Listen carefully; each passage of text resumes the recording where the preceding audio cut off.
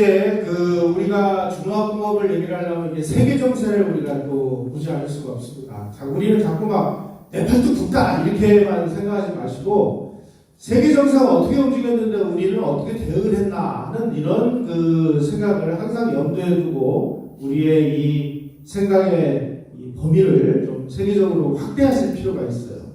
자, 미국이라는 나라가 2차 세계대전이 끝난 다음에 소련하고 이 히틀러라는 악당을 물리치기 위해서 이 공산주의 이 종주국인 이 스탈린하고 손을 잡았습니다.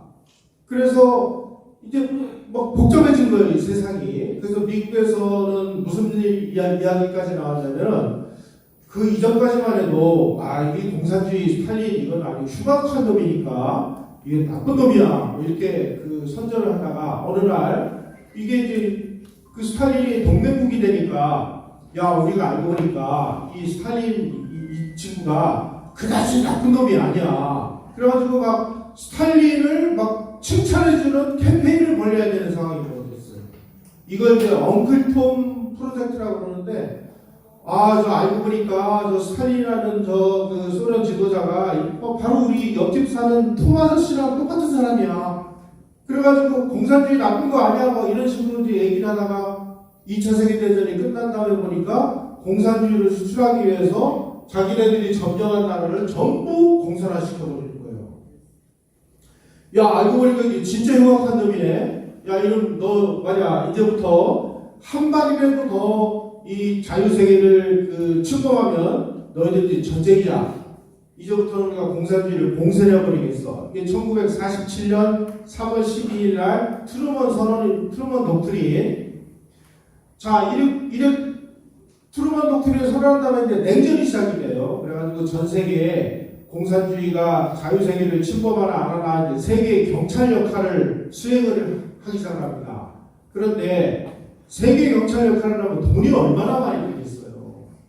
그러다 보니까 1960년대에 들어가지고 미국 경제가 점점 어려워지다 보니까 세계 경찰 역할을 더 이상 수행하기 어려운 상황까지 온 거예요. 그때가 언제냐? 1969년입니다.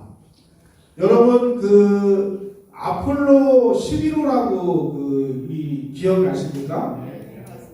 인간이 달에 처음 착륙을 한 닐 암스트롱 뭐 이런 사람이 이제 달을 착륙했다가 이제 착륙선이 태평양에 이렇게 떨어집니다. 이때 이제 미국 항공모함이 가서 이 우주인들을 귀환을 해가지고 왔는데 바로 그 항공모함 안에 닉슨 대통령이 타고 있었어요.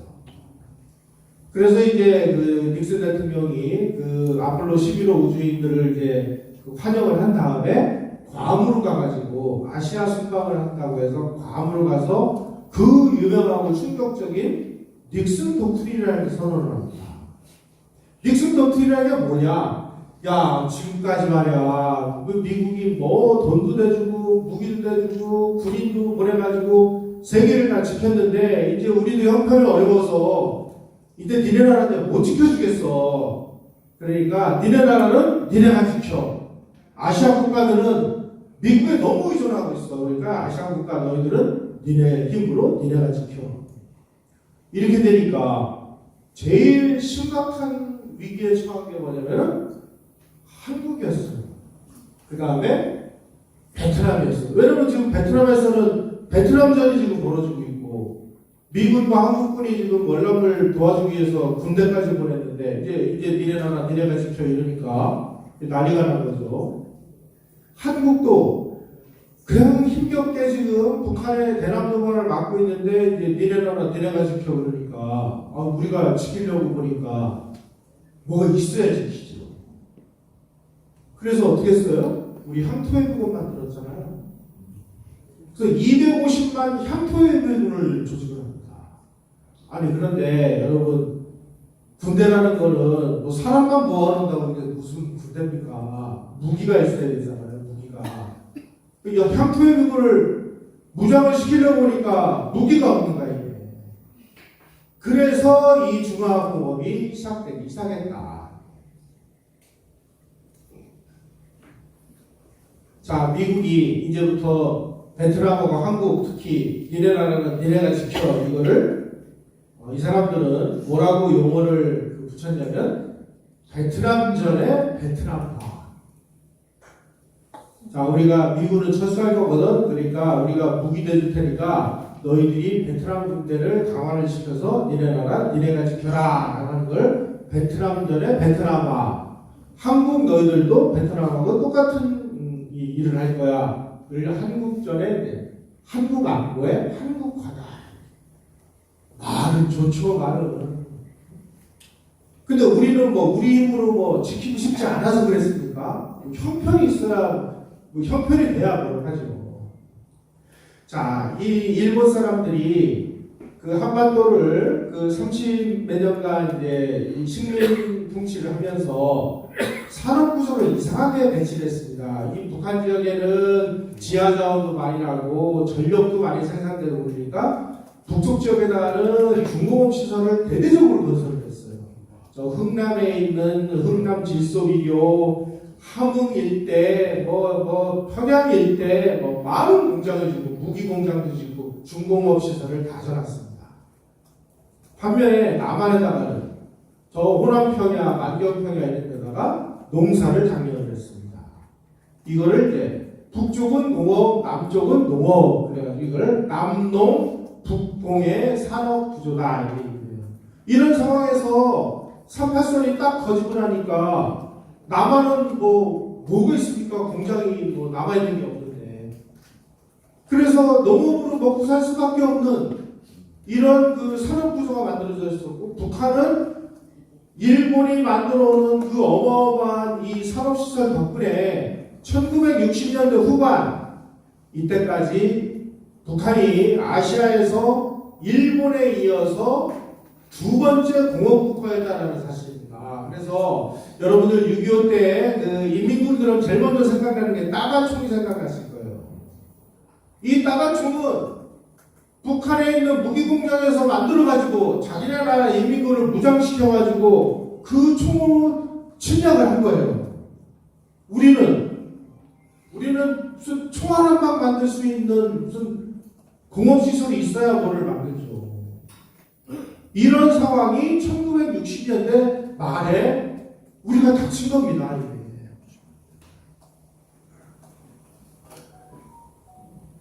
특히 지금 한국군 그 5만 명이 그 당시에 우리 청경부대는 해병대입니다. 그 다음에 메모부대 이런 부대들이 이제 메모부대하고 그 백마부대 이런 부대가 이제 월남전에 가서 5만 명이 월남에 가서 싸우는 거예요. 그러다 보니까 우리 휴전선을 지키는 좀 부분이 아무래도 좀 취약해지니까 때를 이때다 그래가지고 이 모태똥이가 야 지금 월남전을 보니까 말이야 지금 미국이 지금 월남에서 꼼짝도 못하고 좀 헤매고 앉아있는데 김일성 너도 지금 한반도에서 베트남 같은 게릴라전을 시작을 해라. 그럼 우리가 열심히 도와줄게. 그래가지고 1968년서부터 대남 도발이 막 대대적으로 시작이 됩니다. 그 유명한 1968년 1월 21일 날 김신조가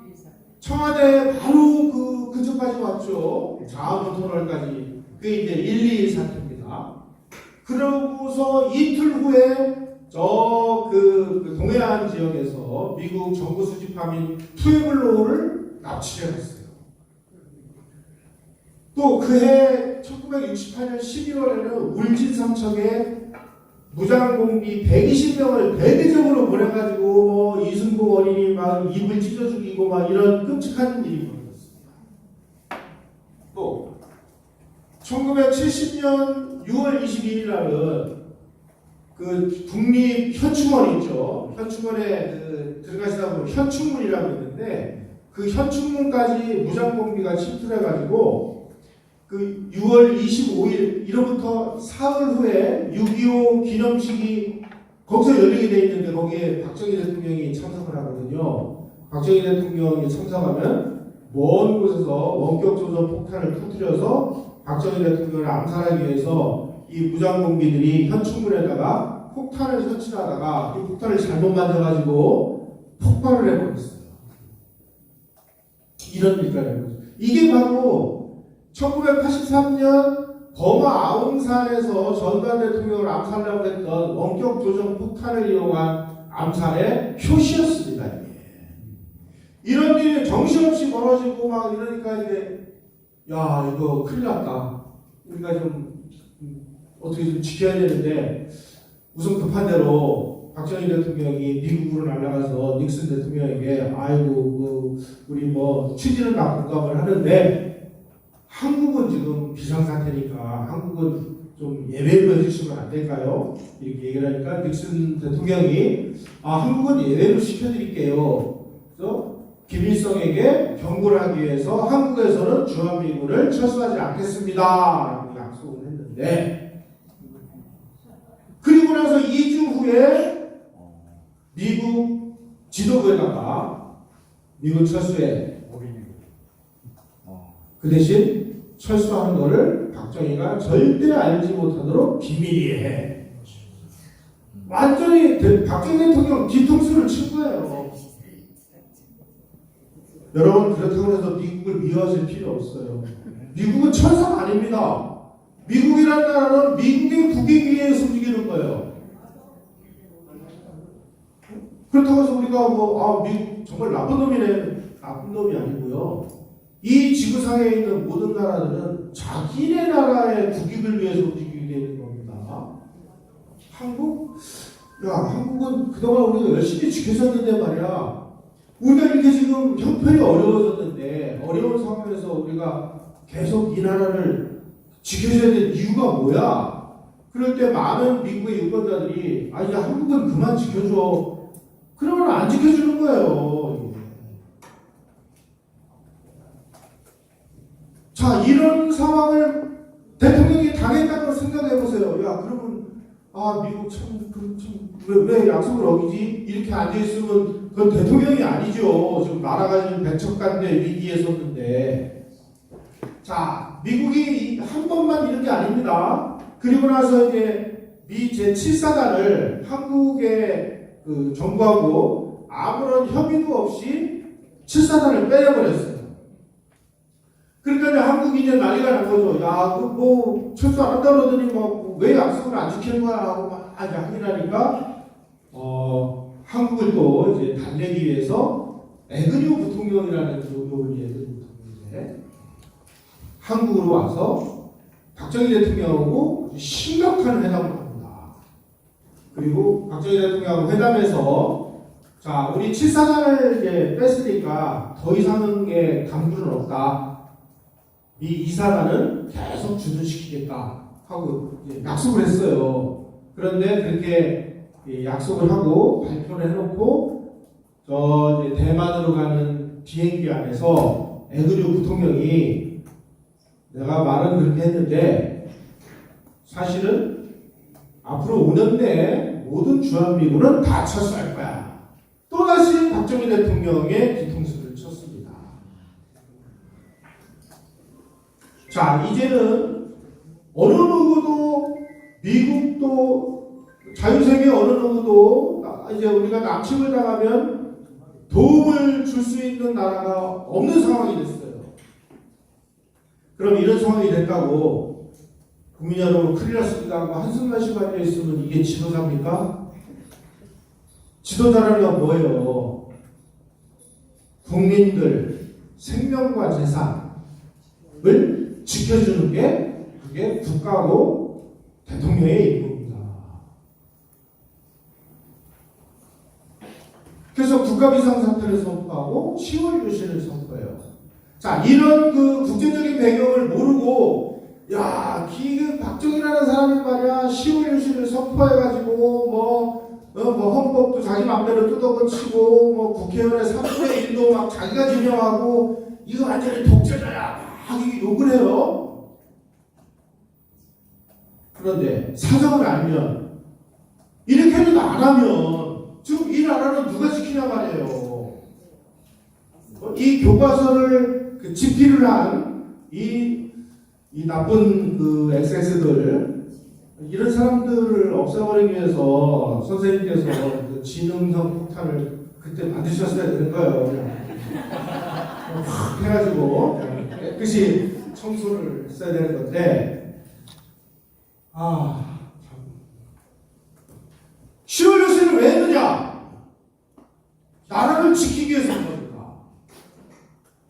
나라를 지키려면 지금 미국이 철수한다 그러니까 향토해역을 만들었어요. 향토해역을 만들어가지고 무장을 시키려고 하니까 무기가 없어. 야, 무기 만들자. 그래가지고 ADD에다가 연구를 해가지고 국산 무기 만들어. 그래가지고 이제 M1 소총, 칼빈 소총, 수류탄, 대전차 지뢰, 뭐 박격포 이런 걸 이제 만들었어요. 그래서 시제품을 만들어서 쏘니까 잘 나가고 잘 맞아요.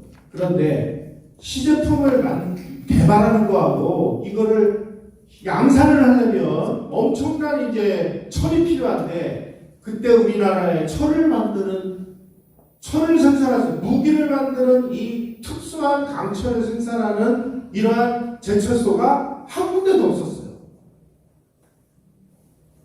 야, 이거 큰일 났다. 어떻게 해야 되냐? 아니, ADD에서 무기는 우리가 이제 뭐 미국제 그걸 이제 그 학술용어로는 리버스 엔지니어링이라고 하는데, 뭐 대부분의 후진국들이 다 그럽니다만은 선진국에 있는 무기를 갖다가 다 분해를 합니다. 분해를 하면 이제 부속이 되잖아요. 이 부속을 그대로 치수를 재요. 그래서 조금씩만 변형을 해가지고 설계도를 해가지고 우리가 이 모형을 깎아요. 깎아가지고 조립을 해. 그러면 이제 개발을 할 수 있는 거예요. 이제 개발해야 돼. 이거를 생산을 해야 되는데 철이 있어야 생산.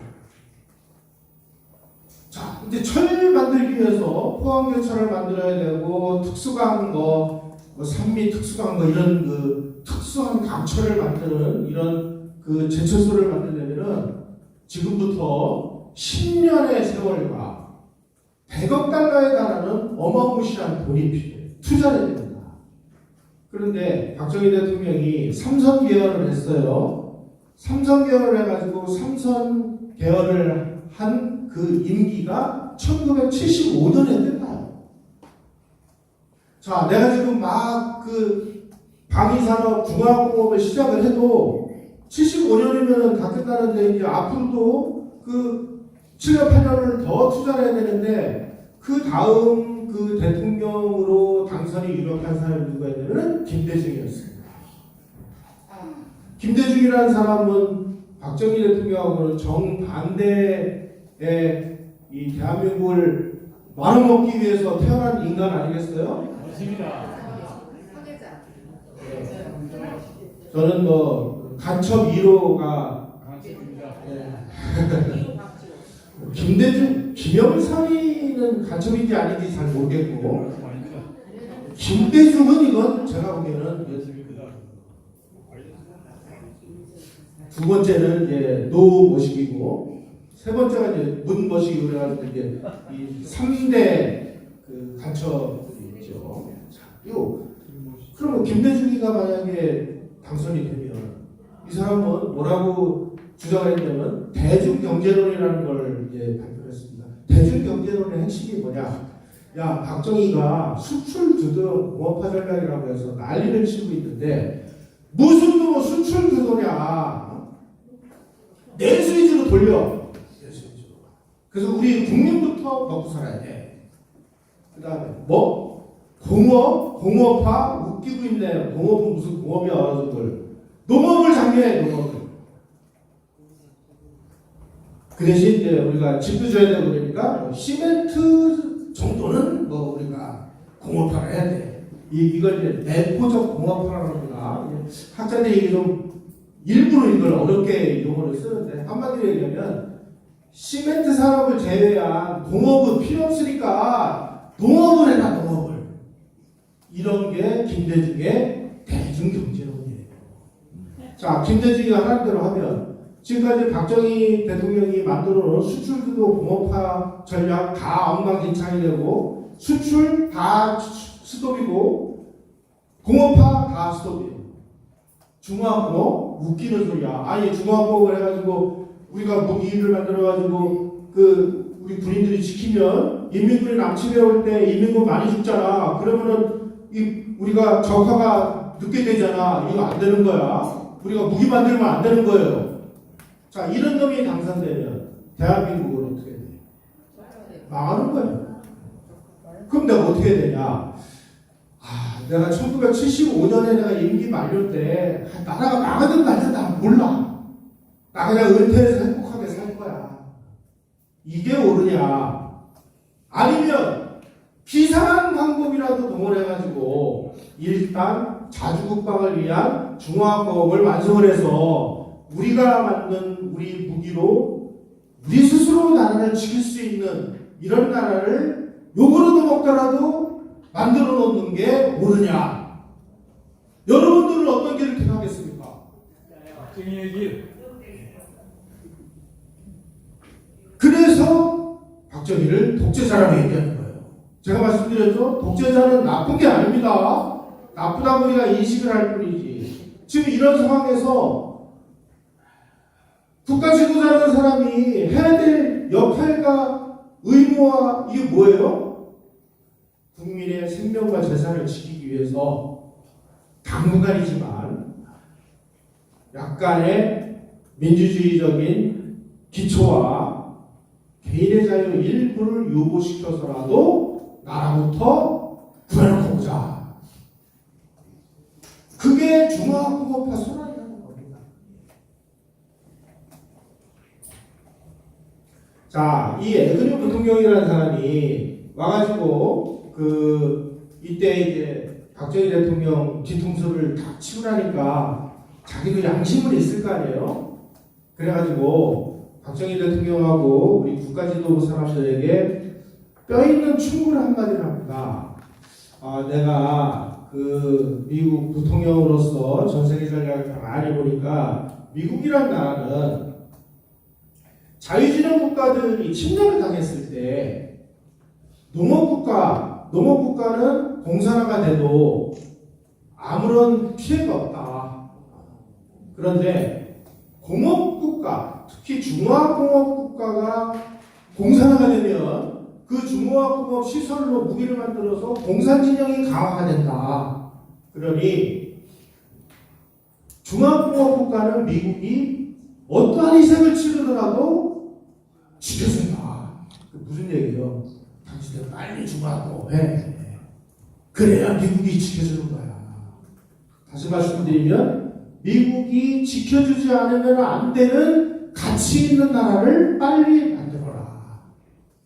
에그뉴 부통령에게도 나름대로 뭔가 양심은 있어서 이런 메시지를 전해주고 갑니다. 이 이야기를 박정희 대통령과 우리 국가지도부는 정말 진지하게 받아들입니다.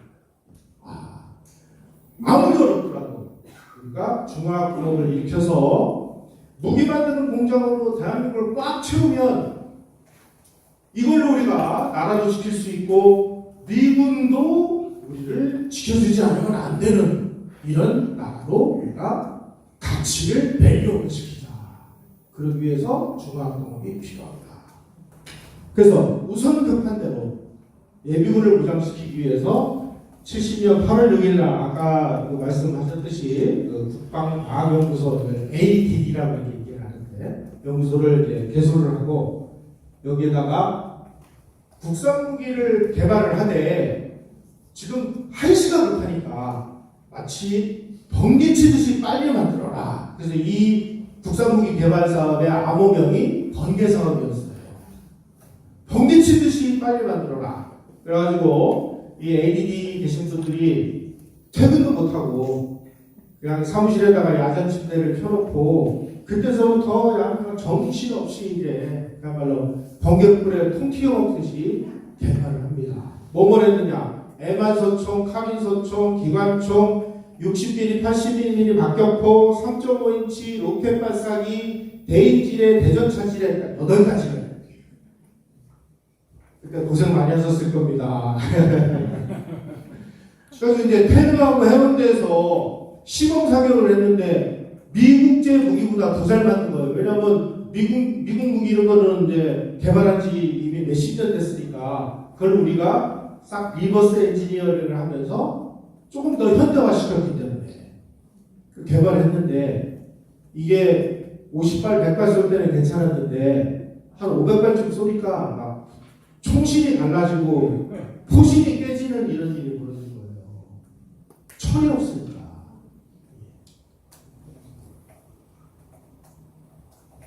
그래서 무기 제조를 위해서는 결국은 중화학공학이 필요하다. 다시 말씀드리면 우리는 지금 이렇게들 알고 계실 거예요. 중화학공업을 건설해놓고 무기를 만들었다 이렇게 생각을 하고 있습니다. 이게 앞뒤가 바뀐 겁니다, 사실은. 우리는 방위산업을 위해서, 다시 말씀드리면 자주국방을 위한 무기를 만들기 위해서 중화학공업을 시작한 거예요. 이게 전후좌우를 정확하게 아셔야 중화학공업이 왜 필요했는지가 더 절실하게 다가오는 거예요.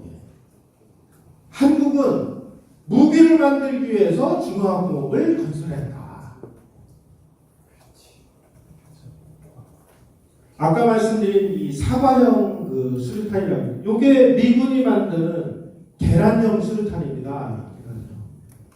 아마 여기 계신 분들 중에 고등학교에서 대학교 갈 때 체력장 이런 걸 시험을 보셨을 겁니다. 체력장 종목 중에 10m 왕복 달리기, 수류탄 투척, 1000m 구보 이런 과목이 있습니다. 이게 왜 그러냐? 10m 왕복 달리기는요, 여기서 포탄 터지면 재빨리 피해가지고 목숨을 구하라고 하는 소위 말하는 순발력을 기르기 위해서 한 거예요. 수류탄 던지기는, 자, 중학생이고 고등학생이고 지금 적이 침략이 오면 수류탄을 집어 던져가지고 싸우다 죽자. 그래가지고 수류탄을 만들었는데 이게 너무 무거워가지고 잘 나가질 않는 거예요. 저도 던져봤는데 이거 꽤 무겁습니다. 그래가지고 이거를 사과형 동그란 형으로 만들었는데 나중에 미군이 이걸 보더니 진행법은 이게 더 좋거든요. 그 이후에는 전부 우리처럼 사과형 수류탄으로 다 바뀌었습니다. 그 정도로 우리는 그냥 우리가 미국제 그대로 갖다가 베낀 게 아니고요. 이런 창의적인 아이디어들을 이 무기를 만드는 이 ADD에 계신 분들이 전부 애국하는 마음으로, 특히 M1 소총 같은 거는요 굉장히 무겁습니다. 그리고 총신도 길어가지고 우리 한국인들이 이 M1 소총을 가지고 구보를 한다거나 장거리 이동을 할 때 이 무거워가지고 굉장히 고통스럽고 힘들었어요. 그래서 어떻게 하면 이거를 한국인의 체형에 맞게 계속 개량을 하느냐. 근데 나중에 이게 이제 K1, K2 소총이 됩니다. 요즘은 우리 군인들 보면 개머리판이 이렇게 탁 접히고 굉장히 가벼운, 그리고 명중률도 훨씬 좋은 K1, K2 소총, 그 다음에 기관총 이런 걸 다 우리 체형과 지형에 맞게 다 개발을 해서, 이게 뭐예요? K 방산이에요, 이게.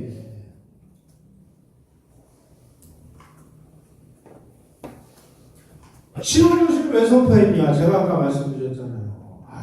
중학교를 시작했는데, 시작하면은 이거 75년이면 내 임기 끝나는데, 내 임기 끝나면 김대중 아니면 김영삼이가 될 텐데, 저 시대의 또라이들은 어떻게 하면 이 나라를 갖다가 북한에다 갖다가 지나가 연구하는 놈들이니까 이놈들은 믿을 수가 없다. 그러니 내가 75년도에 내가 임기 끝나서 집에 가가지고 편안한 노후 생활, 이건 나중에 하더라도 내가 욕을 얻어먹더라도 내가 중화공업만을 끝내가지고 무기를 만들어서 이 나라를 스스로 지키고 미군이 철수하지 않는 나라를 내가 만들어 놓고, 그리고 나서 어떻게 하든지 말든지 욕을 얻어먹든지 그러겠다. 내가 이런 걸 하는데 정 억울하면 나 죽은 다음에 내 무덤에 침을 뱉어라 이놈들아. 나는 일을 해야 되겠다. 이게 10월 유신 선포입니다. 그래서 이 중화공업을 실질적으로 박정희 대통령과 같이 이제 추진을 한 오원철 수석은 자기가 쓰신 책에 정말 한국 사람들 이 바보 같은 한국인들아, 정신 차려라. 10월 유신이 중화학공업이고 중화학공업이 10월 유신이다. 무슨 뭐 독재를 위해서 어쩌고 저쩌고 하는 거는 다 속에 이 좌익들의 소위 말하는 선동공세다. 쓰라리지만 중화학공업을 위해서 10월 유신을 선포한 게 우리의 역사적 사실이었다. 이렇게까지 본인의 그 책에다가 써놓으셨습니다. 이런 것 배경이나 이 국제정세 이런 거를 다 제껴놓으면, 자, 요 부분만 보면, 아니 무슨 뭐 헌법 효력을 정지를 시키지를 않나, 대통령 임기가 6년인데 임기 제한이 없어요. 그것만 보면은 대통령 마루 닳도록 할 수 있는 거예요. 야, 이거 종신 총통제 아니냐. 더군다나 국회의원의 3분의 1을 대통령이 지정을 해? 아, 이거 완전 독재자 아니야. 그 다음에 이 법관, 대법관, 법원 판사들을 대통령이 임명을 해. 아, 요즘에 저는 그랬으면 좋겠어요.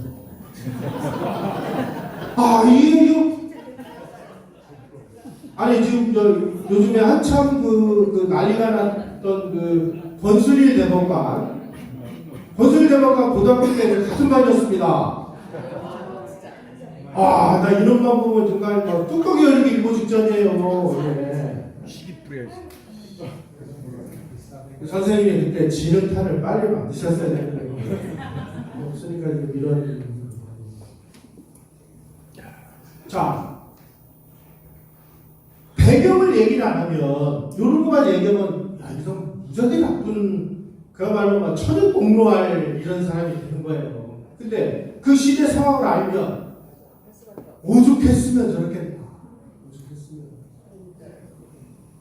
자, 여러분, 우리 역사에서 특히 우리 현대사에서 군인들이 그 두 차례 정변 비슷한 일을 두 차례를 경험했습니다. 나쁘게 얘기하면 민주주의 후퇴라고 얘기해요. 그런데 있는 그대로 현실을 들여다보면 1961년에 5.16이 안 일어났으면 대한민국이 어떻게 됐겠어요? 북한이요. 지금 농사 짓다가 그냥 그 농사도 우리가 비료가 없으니까 다 뭘로 줬어요? 전부 인분을 가지고 농사 짓잖아요. 그래가지고 외국 사람들이 한국에 와서 가장 기억나는 게 뭐냐 그러면 맑은 서울 하늘과 인분 썩는 냄새라고 그랬잖아요. 그런 나라가 됐을 거예요. 그런 나라가. 그러니까 이 나라의 이 국민들이 합리적인 판단과 이성이 있어서 박정희 같은 이런 사람이 내가 대통령 좀 한번 해보겠습니다 하고 군복 벗고 출마를 했다고 쳐요. 그때 그 국민들이 박정희라는 이 지도자를 선거를 통해서 이 사람을 대통령으로 선출했을 가능성은 몇 프로라고 보십니까?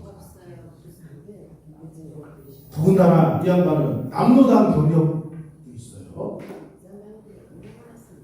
그런 사람을 대한민국 국민이 지도자로 뽑을 수 있는 그 정도로 대한민국 국민들의 합리적인 판단력이 높다고 생각하십니까?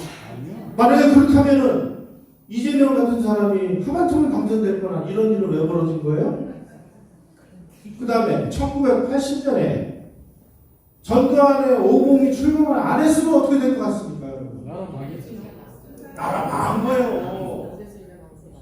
자, 5.16 때 국가재건 최고회가 만들어져서 국가재건 최고회가 도대체 무슨 일을 했는지를 보니까 지금 정치학가들은 야, 이거 군사 쿠데타를 합리화하기 위해서 이런 얘기를 했다고 하는데 제가 국가재건 최고회의 그 일지를 보니까요. 이승만 대통령까지는 농업사회였잖아요. 그래서 박정희 대통령이 이걸 공업사회로 만들려고 하는데 공업사회에 필요한 어떠한 법률과 제도와 인프라와 인력 이런 게 아무것도 없는 거예요. 3년 동안 농업국가 한국을 공업국가로 만들기 위해서 필요한 기본적인 법률을 제정하고 시스템을 만들고 인력을 키우고 하는 과정이 국가재건 최고회의였습니다. 똑같은 의미에서 1980년에 국가고위 비상대책위원회하고 국가고위 입법회의가 만들어져요. 국보의 자료를 보니까요, 뭐 정치학자들이 이렇게 얘기합니다. 전두환이가 뭐 최규하로부터 정권을 창탈하기 위한 프로그램을 만드는 과정이었다. 제가 그 자료를 보니까요, 산업사회에 필요한 이 인프라와 이런 것들은 그때까지 잘 만들어져 있는데, 이제부터 세상이, 이제 새로운 세상이 다가오는데, 이거는 소위 말하는 IT 사회입니다. IT 사회로 우리가 이행하기 위해서 뭔가를 하려고 했는데 아무것도 안 되는 거예요. 전부 이게 기득권층하고 연결이 돼가지고 개혁은 말처럼 쉽게 안 되는 겁니다. 그래서 이 산업사회 한국을 정보사회 한국으로 뜯어고치기 위한 법률과 제도와 인프라와 인력을 정비하고 구축하고 거기에 따르는 모든 시스템을 다 바꾼 과정이 국보였다.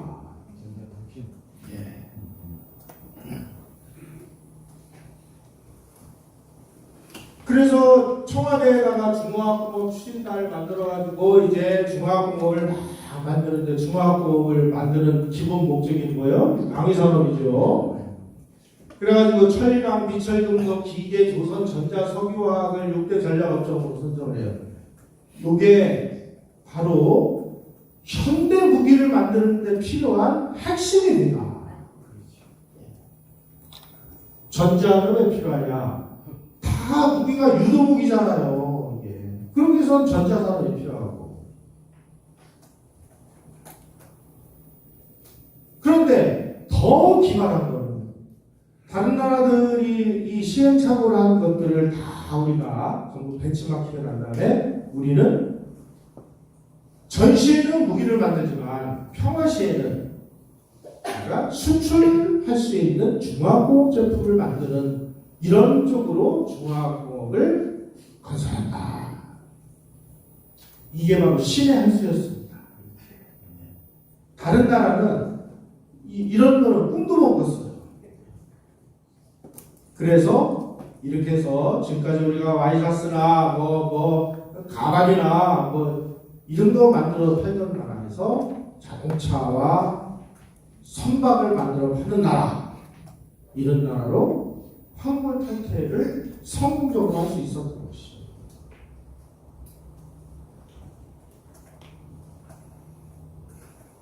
박정희 대통령이 본인이 이렇게 얘기합니다.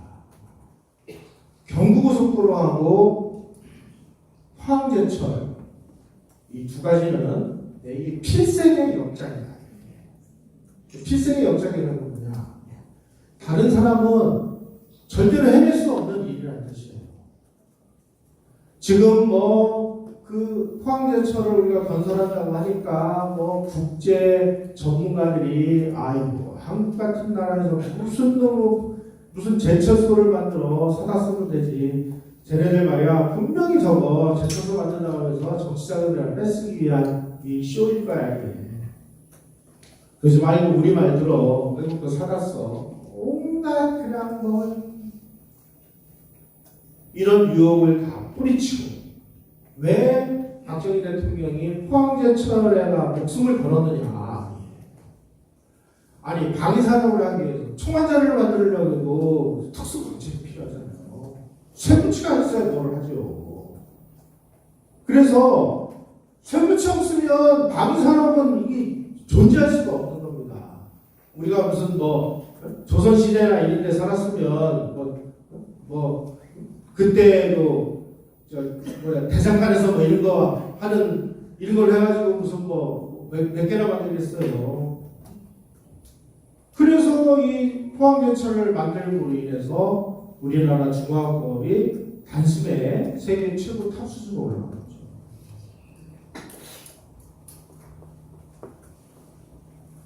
그런데 제철소를 만드는 게 말처럼 쉬운 게 아니었습니다. 이제 하다가 안 되니까 김학연이라는 사람을 부총리로 앉히고, 자 이제 목숨 걸고 중화공업의 핵심인 제철소를 만드시오. 정책은 김학렬 부총리에게 맡기고 포항제철의 실제 건설은 박태준에게 맡깁니다. 여러분, 박태준이라는 분에게 왜 박정희 대통령이 포항제철 건설을 맡겼는지 아시는 분 계세요? 육사세 때 네, 육사세 때. 육사세 때 교관이셨다면서요? 예. 그 교관하고 포항제철하고 무슨 관계가 있어요? 그 전에 공기업을 한번 맡겨봤는데 잘했는데 진짜 공기업을 투자를 해가지고 이거 작년에 좀 수준이 있다. 땡.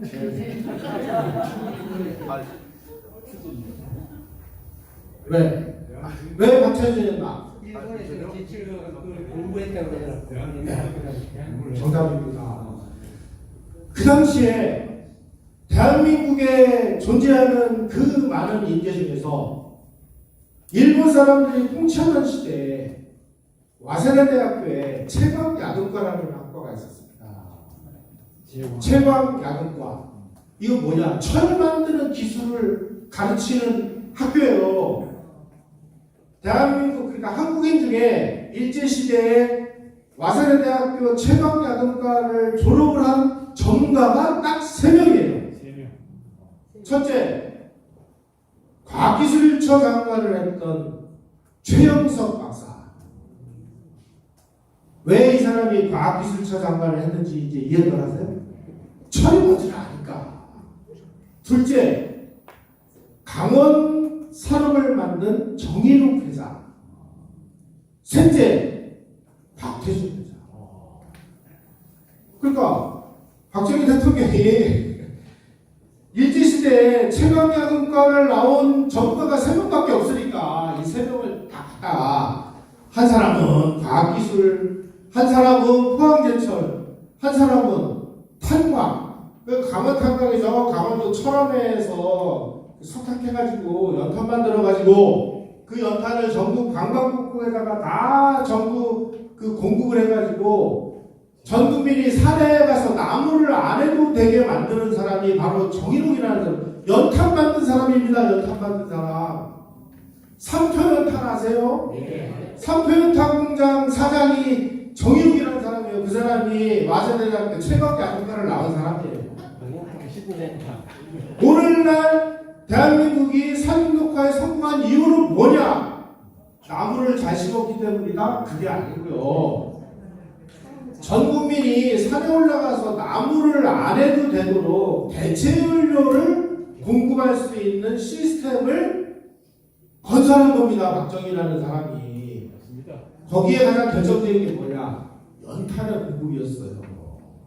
그 연탄을 저 마무리에 삼표연탄 공장에서 밤낮으로 그냥 찍어가지고 전국 관광국에다가 그냥 공급을 하니까, 그리고 전부 새마을운동 통해서 전부 돈 줘가지고 뭐 장작대를 항공이 전부 연탄대를 항공이를 전부 개량시켜버려가지고 연탄을 내니까 뭐 힘들게 가서 나무를 해야 될 이유가 없는 거 아니에요.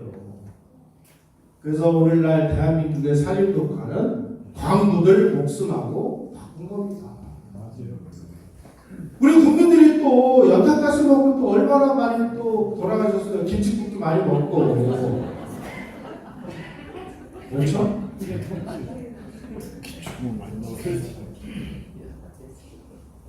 자, 이렇게 해서 포항제철을 만드는데, 포항제철이 김학열 부총리가 요게 이제 요 사람들이 대한민국의 이 철강의 그 설계도를 그린 사람입니다. 이게 제철 사업 전담반이라고 하는 건데, 요게 김학열 부총리고, 이 사람들을 딱 모아놓고 한 얘기가 뭐냐면, 불철주야 종합적 철만 생각하라. 일을 하다가 안 되면 한강에 가서 빠져주거라. 박태준 회장은 뭐라고 얘기했어요? 일을 하다 안 되면 좌양자 해가지고 영일반에 투신하라. 똑같은 얘기 하는 거예요. 그래서 우리 기술자들이, 우리의 기술진이 포항제철, 초현대식 포항제철 103만 톤 공장을 우리가 설계했습니다. 외국이 설계해 준 게 아니에요. 자, 그러면 여기 있는 이 사람들이 어떻게 설계를 할 수 있었느냐? 여기 있는 사람 중에 거의 대부분이요. 이승만 대통령 때 이승만 대통령이 철강 유학생을 뽑아가지고 독일로 철강 유학을 보냈던 사람들이에요. 다시 말씀드리면 박정희 대통령 시절의 포항제철은 이승만 대통령이 길러낸 이 철강 인재들 덕분에 성공을 했다.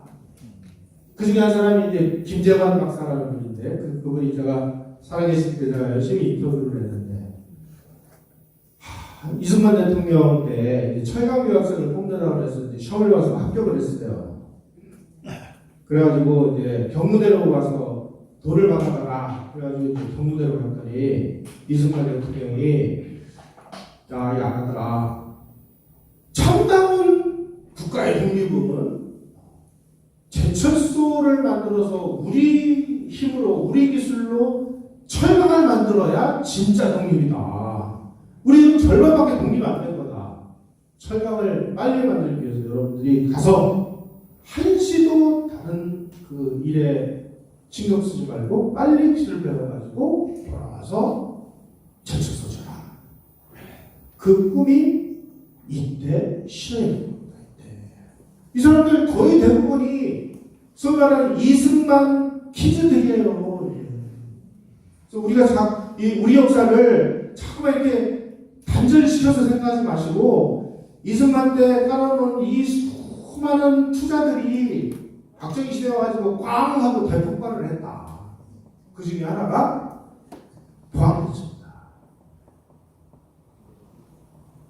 특히 우리 포항제철을 만드는데 일본 사람들의 도움이 결정적이었습니다. 이 아리가 도시이코라는 분이 신일본 제철 기술 부분인데 한국이 그 설계도 가지고 왔다고 그래서 이 사람도 일본에서 아주 유명한 철강 그 전문가인데 그저 그런 걸 가져왔겠거니 또 보니까 어이쿠 이게 뭐야 이대로만 하면 성공하겠구나. 그래서 이 아리가 도시이코라는 사람이 일본 정부를 설득해서 이 정도면 한국은 충분히 성공합니다. 우리가 도와줍시다. 라고 적극 나서서 대일 청권 자금을 받아서 우리가 철강 공장을 질 수 있게 도움을 준 사람이 이 아리가 도시이코라는 사람이고 이 사람이 또 우리가 제철소를 포항에다가 질 때 기술 고문으로 한국으로 와요. 그래서 제철소의 이 용광로 고로라고 하죠. 고로를 보면은 내화벽돌이라고 해서요. 수천도 온도를 견디는 벽돌이 있어요. 그 벽돌 만드는 기술까지 이분이 다 지도를 해줬습니다. 왜 그랬느냐? 우리가 그래도 30여 년 동안 이 한국 사람들을 식민 지배를 해서 이 사람들이 참 고통스럽게 살았는데 우리가 이 사람들 조금만 도와주면은 그래도 잘 먹고 살 수 있을 테니 우리라도 철강이 제대로 돼야 이 나라가 산다. 그래서 이 제철소만큼은 정말 우리가 확실하게 도와주자. 확실하게 도와줬는데 오늘날 포항제철에 가면 이 철강 홍보관이 있어요. 철강 홍보관에 가면 다 박태진이가 있대요. 박정희 대통령 이름도 없어요. 아니 이런 인간들이 이런 배은망덕한 인간들이 다 있냐고요. 이 사람들이 도움 준 거, 정말 그때 일본이 우리한테 이런 도움 줘서 우리가 빨리 일어나가지고 대한민국 이렇게 산업화 건재하는데 참 고맙다. 당신들의 이 도움을 우리 정말 지금이라도 우리가 정말 고맙게 생각해. 이런 거 한마디 넣어주면 어디가 무슨 지질이나 뭐가 납니까? 맞아요. 이런 거는 다 지워버렸어요. 요 사진 하나만 있더라고, 요 사진.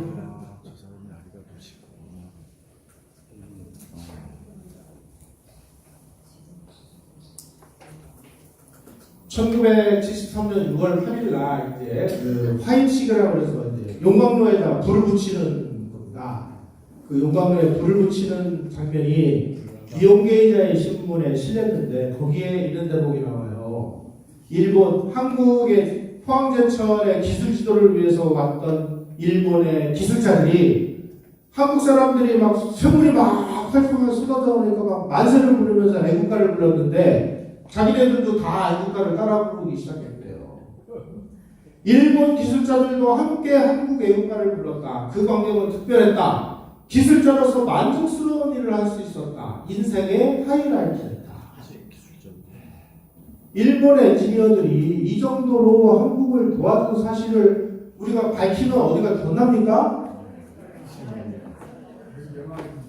다행히 2011년 12월 12일이 우리나라 이 무역에 있어서 아주 기념비적인 날입니다.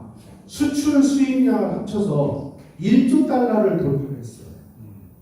그때 우리 정부가 1조 달러를 기념하기 위해서 그때 우리에게 결정적인 도움을 준 외국인들을 세 분을 선정을 해서 이 세 분에게 동탁산업훈장을 추선했는데 그 중에 한 분이 아리라 도시입니다. 또 한 사람은 현대 포니를 디자인을 한 주세페 주지아노라고 하는 이탈리아의 자동차 디자이너. 또 한 사람은 우리나라에다가 그 컨테이너선을 만드는 기술을 준 스코틀랜드의 그 선박 기술자인데 제가 이름을 좀 잊어먹었습니다. 이제 머리가 좀 나빠가지고 세 사람이 동탁산업훈장을 줬어요. 그나마 뭐 그래도 고마움을 표시를 하셔도 됐죠. 이때서부터 막 철이 쏟아져 나오니까 대한민국의 이제 방위 산업은 날개를 달기 시작한 거예요. ABB에서 만든 막 이런 그 설계도 갖다가 이제 마구 찍어내는 겁니다. 특히 우리 이 방위 산업은 특별한 게 뭐냐면은 정말 저는 이 부분이 기발했다고 보는데 무기라는 거는요 다 분해해놓고 보면 그냥 부속일 뿐이에요. 이 부속들을 각 기업들한테 이제 나눠서 준 겁니다. 야, 너희들은 포식 갖고, 너희들은 뭐해, 그래가지고. 그러다가 다 넣어가지고, 탁 조립을 하면 무기가 되는 거예요. 이제 그 부품을 만들다가, 이제 부품은 됐고, 이제 산업을 위한 걸 만들어. 그러면 뭐 부품 만들던 회사가 뭐 무슨 뭐 지게차도 만들고, 막 굴삭기도 만들고, 막 배도 만들고 막 이러는 거예요. 우리는 양수겹장이었다. 이게 저는 정말 획기적인 그 방법이었다고 생각합니다. 이걸 누가 만들었어요? 박정희와 오원철 같은 분이 만들었어요. 누구는 뭐 이런 얘기를 해요. 그거 오원철이 다 한 거 아닙니다. 아이디어는 오원철이 냈을지는 몰라도 오원철이라는 사람이 그 정도로 아주 비상한 재주를 가지고 있는 사람이라는 걸 알고 그 사람을 그 자리에다 픽업을 해서 돈을 주고 조직을 만들어주고 미션을 주고 네가 해야 될 일은 이거야 라는 권한을 부여한 사람은 박정희 대통령입니다. 김영삼이나 김대중 때 이 쪼다 같은 인간들이 무슨 어디 가서 맨날 돌팔매나 던지고 자기네 나라 해코지하기 위해서 별짓을 다 간첩 비스무리한 놈들을 전부 국가유직에 앉힌 거하고 비교를 해보세요.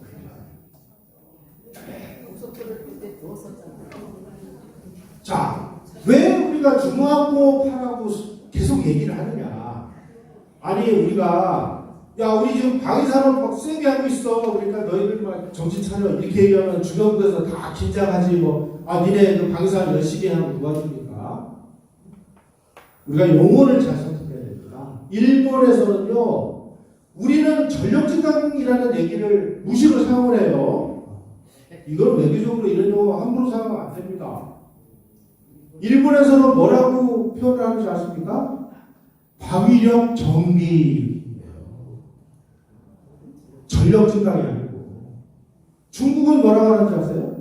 방위력 개선. 그래서 우리도 방위산업 무기 국산화 이런 얘기 안 하고 중화공업하라고 계속 얘기하는 이유가 뭐냐? 주변국을 쓸데없이 자극하지 않기 위해서입니다.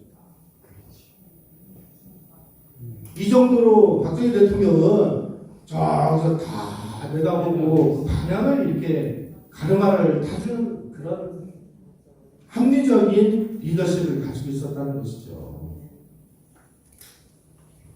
그래서 모든 중화학공업은 방위산업으로 두겠다. 방위산업이 중화학공업화였다. 이걸 머리에 아주 잘 정리를 해놓으셔야 됩니다. 그리고 그 당시 이제 우리는 지금이야 뭐 우리 그 기술 수준이 엄청나게 올라와 있었습니다만 그 당시에는 우리가 자동차를 한 대를 만든다고 치면 엔진 만드는 기술이 어디 있어요? 디자인을 우리가 어떻게 해요? 경험이 없고 기술자가 없는데. 그러니까 야 이건 폰이라는 그 차인데 이 폰이라는 차는 우리 고유 모델이거든. 우리 고유 모델을 해외에다가 수출할 수 있는 거죠. 그런데 기술이 없으니까 엔진은 미쓰비시 거 갖다 쓰자. 미쓰비시 거 갖다 쓰는 동시에 현대자동차에다가는 너희들 앞으로 5년 이내에 요 미쓰비시 엔진보다 더 좋은 거 똑같이 만들어. 한쪽에서 일본 거 사다가 쓰면서 한쪽에서는 이거 다 분해해서 또 리버스 엔지니어로 엔진을 만드는 겁니다. 그게 다 국산하는 거예요. 디자인은 세계에서 이 주세페 주지아노가 제일 잘한데, 그러니까 주지아노한테 찾아가서 야 우리가 우리 고유 모델 자동차를 만들어야 되는데 디자인 좀 해달라. 디자인이 비싼데 돈 줄게. 주지아노한테 비싼 돈 주고 설계 그 디자인 해가지고 가지고 와서 국내에서는 뭘 했느냐, 유리 만들고 시트 만들고 그 다음에 바퀴 만들고 뭐 이래서 우리가 시작을 해가지고 하나하나 진보해 나가면서 다 국산으로 만들어서 오늘날 지금 대한민국에서 뿐만이 아니라 전 세계에서 현대자동차는 제가 얼마 전에 미국에서 온 전문가한테 들은 얘기인데 지금 한국의 이 현대차가 일본 중고차 값보다 훨씬 더 비싸게 팔린다는 걸 알고 계십니까? 이런 나라가 있습니다.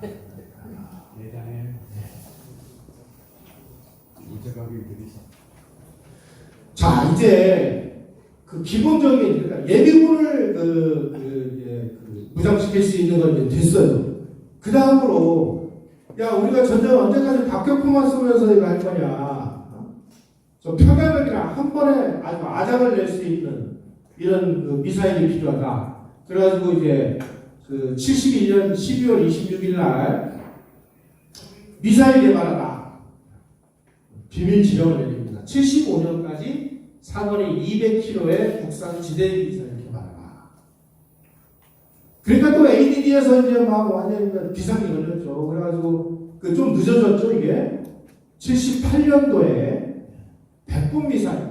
이게 충청남도 저 안흥이라고 해서 거기에 우리 그 미사일 발사 시험장이 있습니다. 거기서 이제 이 그 백분 미사일이 발사되는 장면이에요.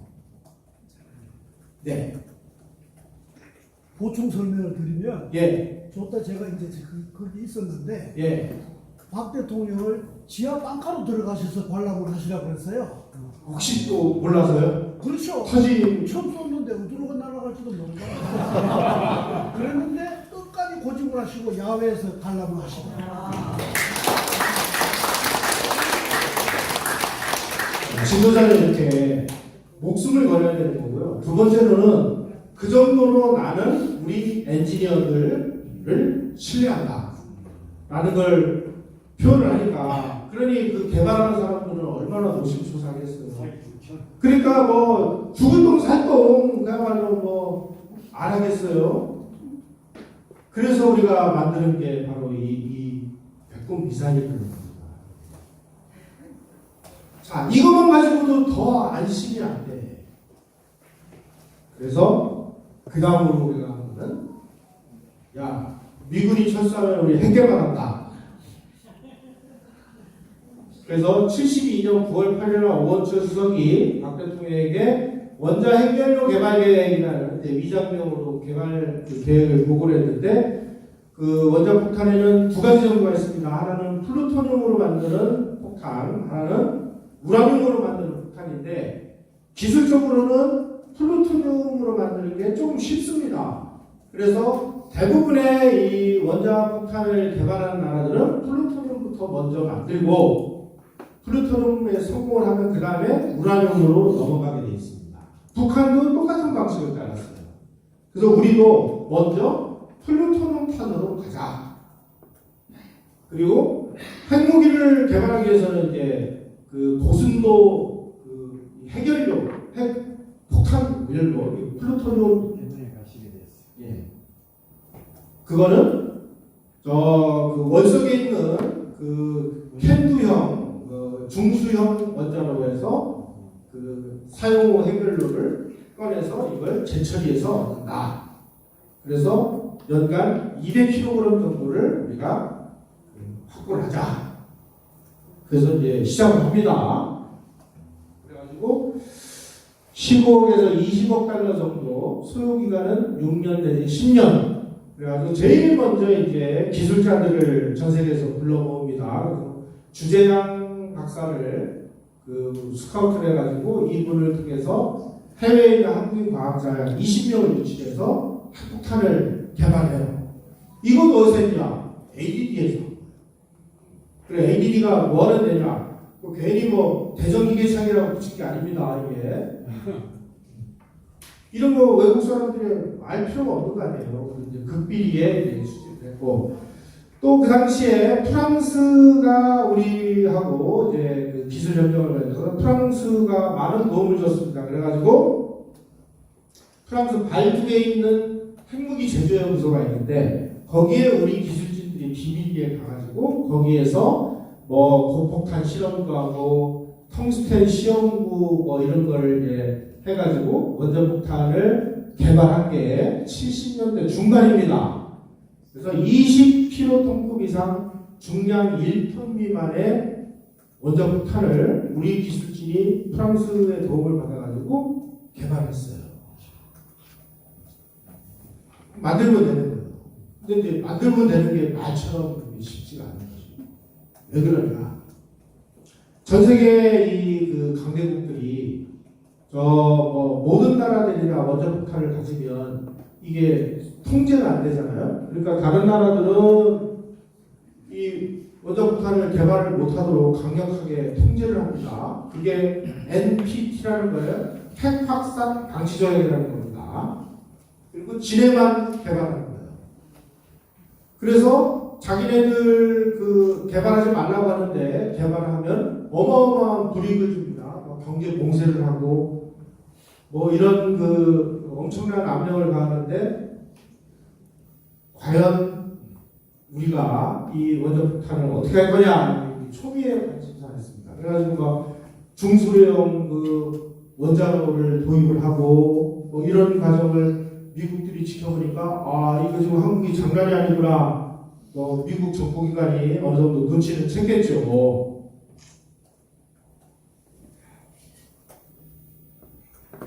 그런데 인도가 원자폭탄을 개발하면서 우리나라가 그 불똥을 받았습니다. 인도가 그 중국이 핵실험을 하니까 중국하고 인도는 뭐 아주 원수지간입니다. 지금 그 인도하고 미국이 굉장히 그 사이가 가깝습니다.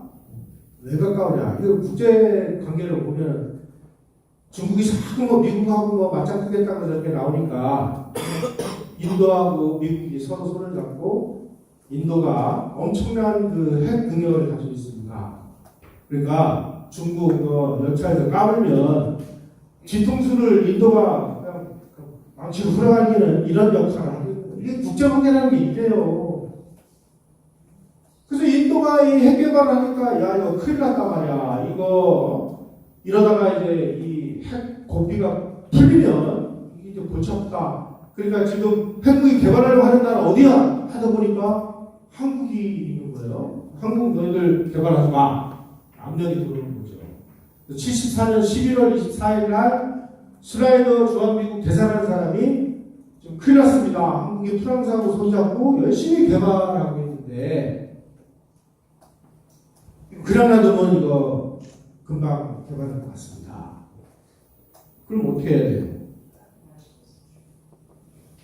미국 입장에서는 자기네 어떤 그 국익에 의해서 자기 입장에서 막으려고 하는 거고, 우리는 우리의 국익이 있으니까 우리는 우리의 국익에 의해서 핵무기를 개발하려고 하고, 그러니까 미국의 국익과 우리의 국익이 충돌할 수밖에 없는 이런 상황이 된 거죠.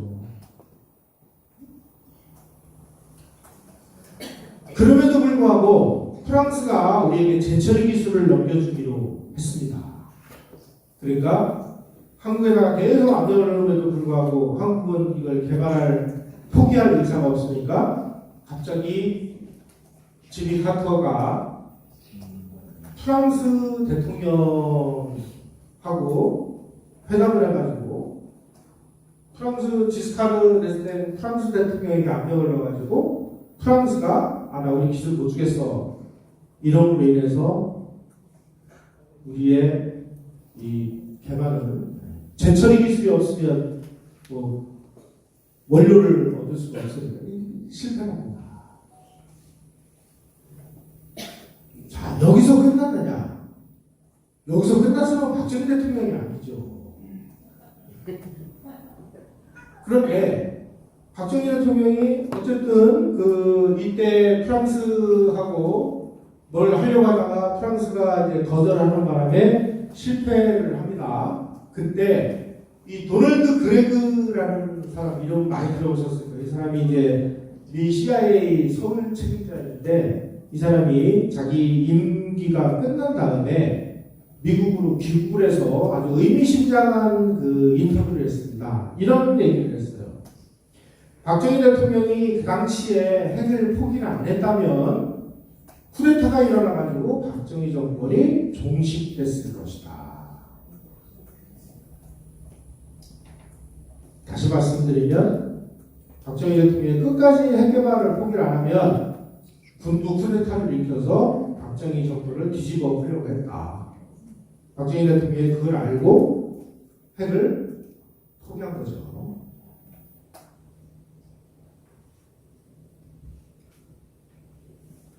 자, 그런데 박정희 대통령이 또다시 시작을 한 이유는 뭐냐면 북한의 핵개발 정보가 입수되기 때문입니다. 북한도 1970년대부터 핵물리학자들을 소련으로 보내고 중국의 미사일 개발자들을 보내가지고 북한도 개발을 하려고 했고, 야, 이거 그냥 놔두면 이거 큰일 나겠구나. 미국이 아무리 반대를 하더라도 우리의 국가 안보를 위해서 어쩔 수가 없구나. 그래가지고 다시 핵개발을 시작을 했는데요. 이번에는 조금 방법을 바꿉니다. 자, 지난번에는 프랑스로부터 제철의 기술을 도입하려고 하다가 프랑스가 이제 기술 안 줘 그러니까 우리가 뭐 할 방법이 없었잖아요. 그러니까 이번에는 박정희 대통령이 야, 제철의 기술도 우리가 하자. 그리고 요 결정을 한 지 얼마 있다가 이런 휘호를 썼다고 해요. 다시 말씀드리면 박정희 대통령도 내가 핵을 개발하려면은 내 목숨을 걸지 않으면 안 되겠구나, 이런 휘호를 썼다고 합니다. 여기서부터는 이제 의견들이 조금씩 갈립니다. 그래서 뭐 시작을 했는데 우리가 결국 뭔가 기술이라든지 이런 게 안 돼서 박정희 대통령이 한다고만 하고 사실상은 뭐 거의 그냥 뭐 방치했다라는 그런 주장이 있고, 일부에서는 아니다, 겉으로는 포기한 것처럼 하면서 실질적으로는 개발을 진행을 했다. 이 두 가지가 이렇게 의견들이 좀 갈리는데, 저는 박정희 대통령이 개발을 계속 한 게 맞다고 봐요. 왜냐하면 72년 12월 1일 날 핵연료 개발 공단을 만들고 그리고 화학처리 대체 사업이라는 걸 시작하는데 이게 사실은 재처리 공장을 연구하는 프로젝트였습니다. 그 다음에 그 기기장치 개발 사업이라는 거를 또 진행을 했는데 요거는 뭐냐면은 연구용 원자로를 우리 기술로 만들어서 연구용 원자로를 돌려가지고 거기에서 나오는 사용 후 해결을 얻어서 재처리를 하기 위한 요 두 가지를 진행을 하거든요. 이게. 그래가지고 원래 계획에 의하면 79년에서 81년 사이에 요게 완성이 돼가지고 우리나라는 1981년이나 82년 국군의 말에 퍼레이드에서 우리 원자폭탄을 세계가가 딱 그 개발해놓으라라고 선언을 하고 박정희 대통령이 나는 퇴임을 하겠다 이렇게 이제 계획을 하고 있었는데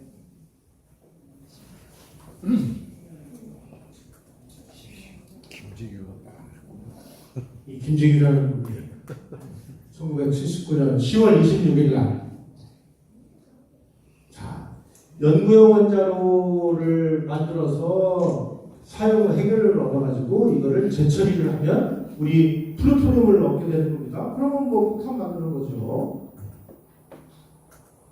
그래서 우리가 해결요금 공장 이런 거를 그 공개하기 이전까지 미국은 전혀 노출을 못했습니다. 그런데 해결요금 공장을 우리가 만들었다라고 발표를 하니까 이때서부터 막 그야말로 미국에서 이 핵 문제와 관련된 최고 전문가들이 한국으로 막 날라와가지고 감시하는 거예요.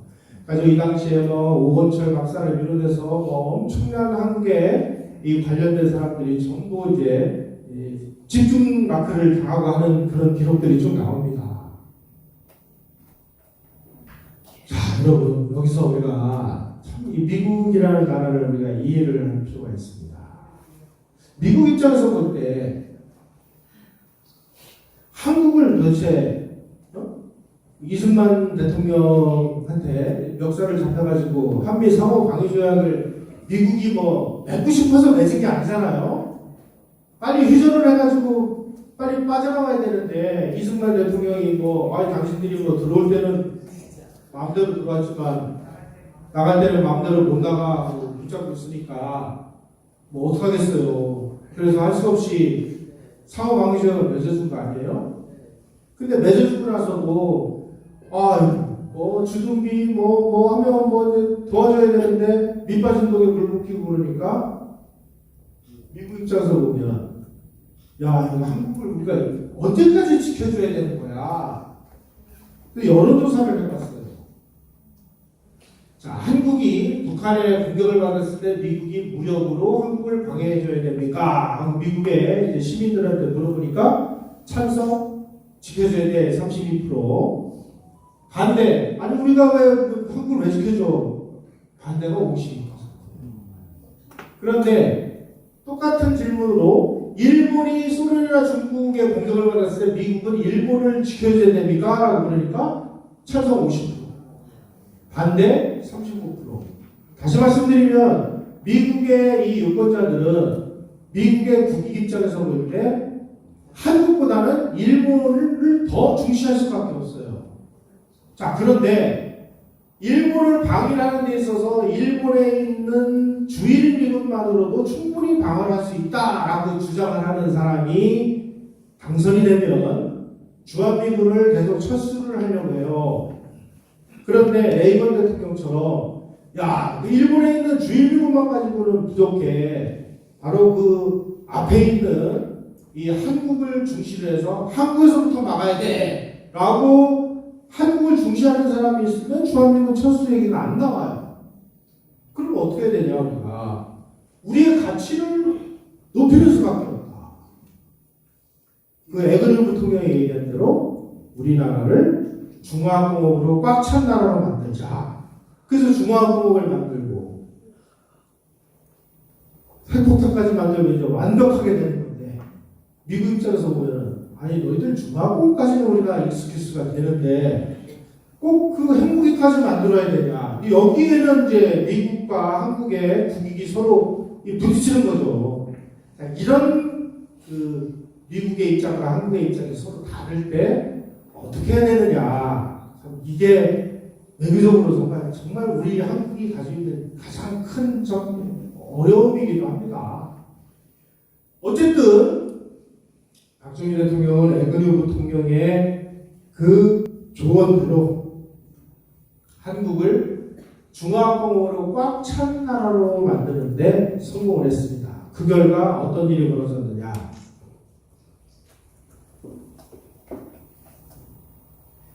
우리가 77년 상반기에 155mm 공사포 이하 기본병기를 다 개발을 했고 78년에 배꼽미사일까지 개발을 했고 그리고 창원 기계공단에서부터 뭐 포항에 있는 저 제철소 또 울산에 있는 자동차 조선 그다음에 정유시설 여천에 있는 석유화학단지 하며 뭐 이게 공산권 수준에 넘어가면 미국도 거쳐온 거잖아요. 자, 한국이 어느 정도 수준인가를 한번 가서 보자. 78년 2월 11일 날 페리 국방차관, 11월 8일 브라운 국방장관 이런 사람들이 한국에 와서 창원 기계공단을 딱 방문합니다. 의학한 거예요. 11월 21일 날은 미하원 군사위원회 멜빈 프라이스 위원장 등 13명의 시찰단이 와가지고 창원을 샅샅이 조사한 다음에 한국을 버리면 큰일 나는구나. 저 카터 대통령 저거 큰일 났네. 카터 대통령이 자꾸 주한미군 철수한다고 그러니까 박정희 대통령이 핵무기 만들고 그러는데 만약에 이래가지고 우리가 한국을 미국 주한미군 철수하면 어떻게 될지 모르는데 야 안되겠다. 미국 정책을 바꿔야 되겠구나. 그래서 멜빈 프라이스 하원 군사위원장이 창원을 시찰한 다음에 아주 의미심장한 발언을 미 의회에서 합니다. 이번에 창원기지 방문으로 한국이 현대공업국가가 됐다는 것을 확인했다. 방위 소유 증가에 대한 책임을 한국 스스로 떠맡을 수 있는 능력을 갖게 됐음을 확신한다. 우리는 상황 결과를 분석하여 하원에 보고서를 제출하게 되는데 그 보고서는 주한미군 철수하면 안 된다. 로 된 것이다.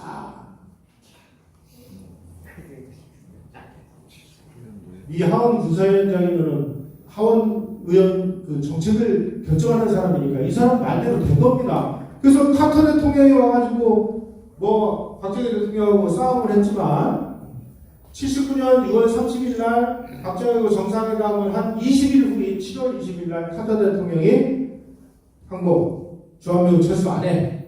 이렇게 선언을 한 겁니다.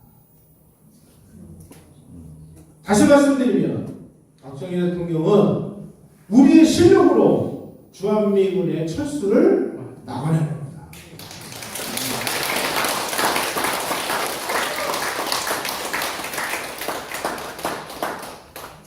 제발 주한미군 좀 철수하지 말아주세요 하고 빌어봤자 미국은 그건 니네 사정이고 아니 우리가 왜 너희들 왜 지켜줘야 돼? 이렇게 하면 할 말이 없잖아요. 박정희 대통령은 그래? 우리 이렇게 만들어놨거든? 너희가 안 지켜주면 이거 다 공산권 애들한테 넘어갈지도 몰라. 너 어떻게 할 건데? 그러니까 지켜줘야지 이렇게 된 거죠. 한국을 미국이 지켜주지 않으면 안 되는 가치 있는 나라로 완전히 빌드업한 것이 바로 중화공업이다. 그래서 중화공업 건설은 대한민국 안보에도 지대한 1등 공신을 했고 그리고 안보뿐만이 아니라 우리의 공업을 완전히 산업 자체를 완전히 그냥 몇 단계 위로 올려놓고 그래서 오늘날 솔직히 우리가 얘기합시다. 박정희 대통령이 건설해놓은 중화공업하고 전두환 대통령이 통째로 건설한 IT 산업으로 우리 지금 대한민국 먹고 있는 거 아닙니까? 하는 거 뭐 있어요? 없어요. 지금 박정희 전두환 대통령이 만든 이 중화공업과 IT 산업이 지금 이렇게 승승장구할 때 그 다음 대통령들인 뭐 김영삼, 김대중, 노무현, 이명박, 박근혜, 문재인 이런 사람들이 새로운 먹거리를 뭔가를 만들어냈어야 되는 거 아닙니까? 뭘 만들어냈습니까? 뭐 4차 산업혁명 이렇게 얘기하는데 4차 산업혁명 산업 분야 중에서 우리가 앞서가고 있는 건 뭐예요? 뭐 2차 전지 정도? 그 왜 뭐가 있어요? 지금 저 일론 머스크라는 사람이 그 우주선 발사했다가 그 1단 로켓이 다시 돌아와가지고 원래 있는 자리에 딱 꽂히는 거 보셨죠? 지금 이런 변화가 일어나고 있는 이런 상황에서 뭐 한 거예요? 언제까지 박정희 전두환 시대를 뜯어먹으면서 그 시대를 독재의 시대니 무슨 뭐 인권 탄압의 시대니 하면서 이 짓을 하고 앉아있는 말이죠.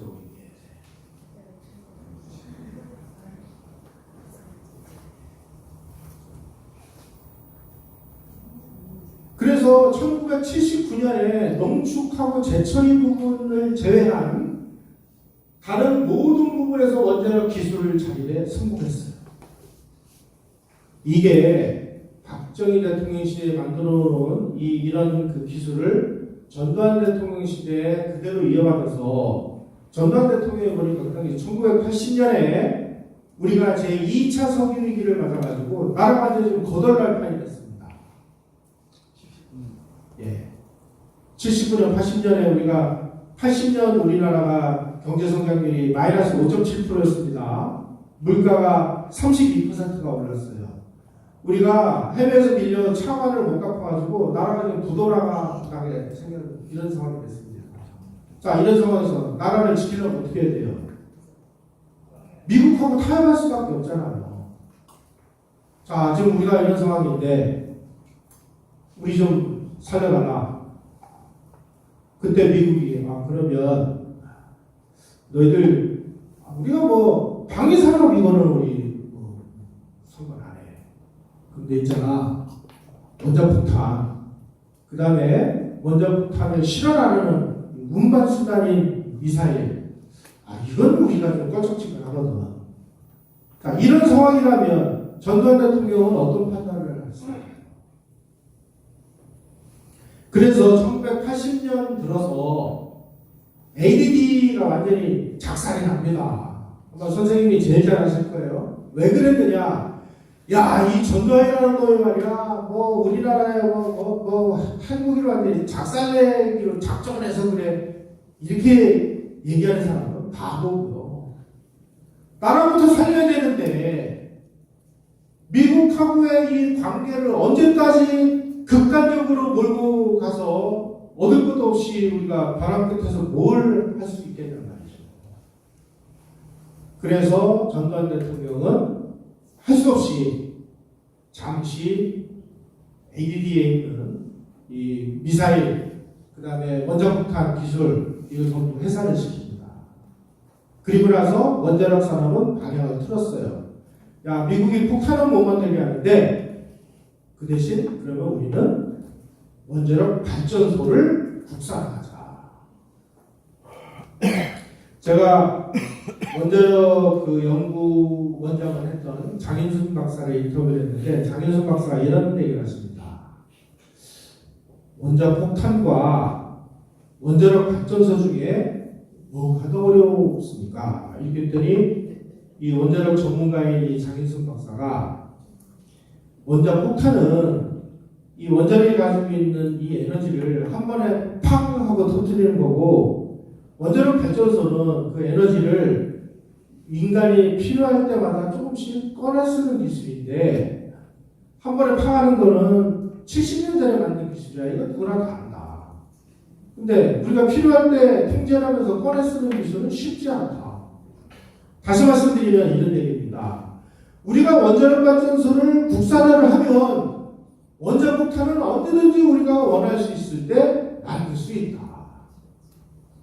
그래서 전두환 대통령은 원자폭탄을 만드는 대신 원자력 발전소 국산화를 시작을 해서 오늘날 그 모델이 지금 전 세계로 지금 수출되는 거 아니겠어요?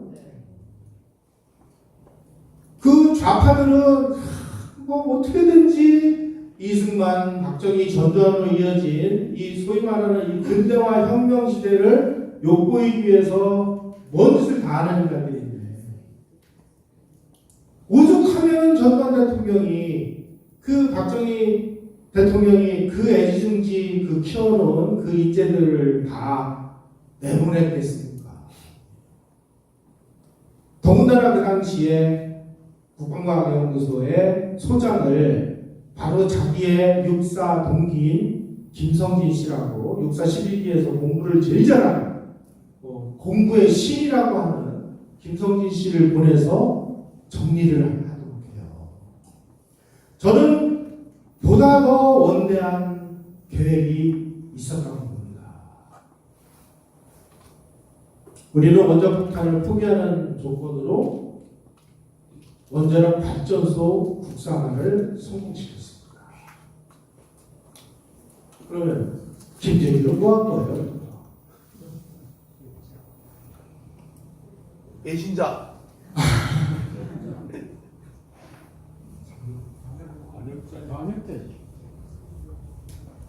이 반역자가요,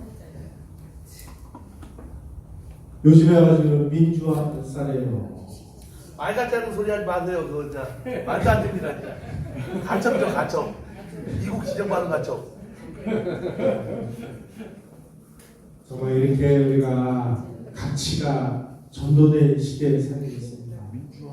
이런 엉터리들을 이겨내고 우리 역사가 어떤 과정을 거쳐서 여기까지 왔는지를 알려면 눈을 부릅뜨고 공부하는 수밖에 없습니다. 여기 잡으셨어요. 진짜 우리 그 시대의 이 지도자들이 이 나라를 살려서 우리 국민들의 생명과 재산을 보호하고 어디 나가서 무시당하지 않는 그런 국민이 될 수 있도록 정말 이런 개인의 그 희생을 감수해가면서 앞장섰기에 이런 결과가 나온 거 아니겠습니까?